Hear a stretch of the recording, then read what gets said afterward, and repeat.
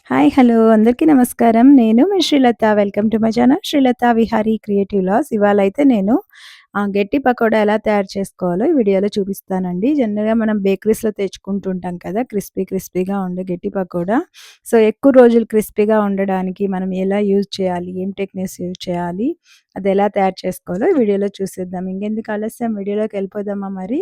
ముందుగా దానికి కావాల్సిన పదార్థాలు: ఒక కప్పు ఆనియన్స్ ఇలా స్లైసెస్ లాగా కట్ చేసుకోవాలి. హాఫ్ కప్పు శనగపిండి, 2 టేబుల్ స్పూన్లు బియ్యపిండి, 1 టేబుల్ స్పూన్ జీలకర్ర, తర్వాత సాల్ట్, 1 టేబుల్ స్పూన్ సాల్ట్, వాము, కరివేపాకు, పుదీనా 2 తీసుకోవాలి. తర్వాత అల్లము, పచ్చిమిరపకాయలు ఇవన్నీ కలిపి ముందుగా ఒక మిక్సింగ్ బౌల్ తీసుకొని అందులోకి ఇలా స్లైసెస్ ఆనియన్స్ ఏసుకోవాలి. అందులోకి జీలకర్ర, తర్వాత 2 టేబుల్ స్పూన్లు బియ్యపిండి ఉంది కదా! బియ్యపిండి తీసుకోవాలి. ఇలా బియ్యపిండి వేసేసుకున్నాక, తర్వాత దాంట్లోకి పచ్చిమిరపకాయలు, పుదీనా, అల్లం, జీలకర్ర, వాము అవన్నీ కలిపి ఇలా మిక్సీకి వేసానండి. అది కచ్చా పచ్చాగా చేసుకొని లేదంటే దంచుకుంటే ఏమైతుందంటే ఆనియన్స్‌కి బాగా పట్టుకుంటదనమాట. లేదా తరిగి వేసుకోవచ్చు.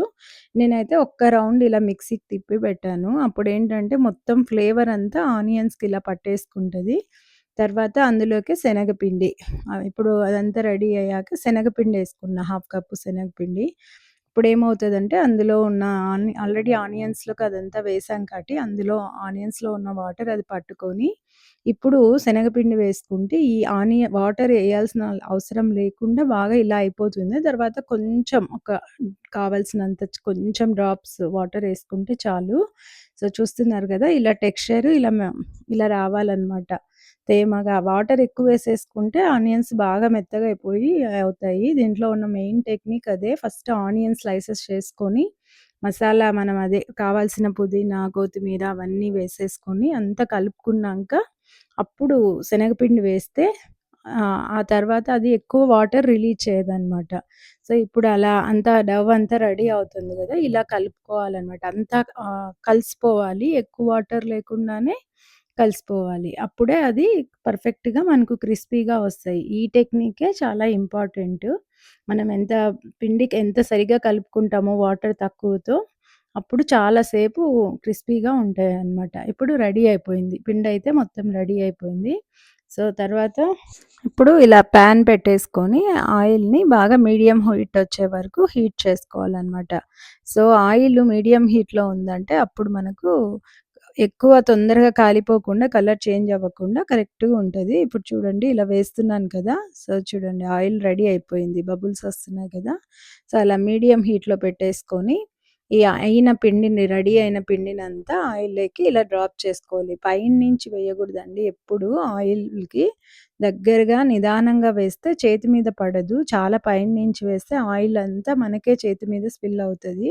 కాబట్టి చాలామంది పైనుంచి భయపడి పైనుంచేసేస్తుంటారు. అలా కాకుండా ఇలా సాఫ్ట్‌గా కింద దగ్గరగా చేయి పెట్టుకొనే వేయండి. ఏం కాదనమాట. సో, అలా మొత్తం పిండినంతా బ్యాచెస్‌గా వేసుకోవాలి. సో, ఇలా అవ్వగానే కొంచెం చూడండి ఇలా టర్న్ చేస్తూ ఉండాలనమాట. ఓకే. ఇప్పుడైతే ఆల్మోస్ట్ ఇవి రెడీ అయిపోయాయి. గోల్డెన్ కలర్, బ్రౌన్ కలర్‌లో వచ్చేసాయి. సో, ఈ టైంలో మనము ఇలా తీసేస్తే ఇది బాగా క్రిస్పీగా ఉంటాయన్నమాట. సో, లోపల గున పచ్చిగా లేకుండా బాగా కాలింటాయి. ఇవి గున బాగా క్రిస్పీగా టర్న్ అయ్యాయి. అంతే ఇంకిప్పుడు రెడీ అయిపోయింది ఆనియన్ పకోడా. సో, ఇలా తీసుకొని దానిపైన కొంచెం కరివేపాకు వేసి, ఆయిల్‌లోకే కొంచెం కరివేపాకేస్తే ఇలా వస్తదనమాట. దాన్ని మంచిగా క్రిస్పీగా ఉంటది. చూడ్డానికి కూడా చాలా కలర్‌ఫుల్‌గా ఉంటది. చూస్తున్నారు గదా! ఆనియన్ పకోడా రెడీ అయిపోయింది. చాలా సింపుల్ అండి ఇది. మీరు గూడా ఈ రెసిపీని ట్రై చేయండి. ఎలా వచ్చిందో కామెంట్ సెక్షన్‌లో కామెంట్ చేయండి. ఇలాంటి ఎన్నో మంచి రెసిపీల కోసం నా ఛానల్‌ని సబ్స్క్రైబ్ చేసుకోండి.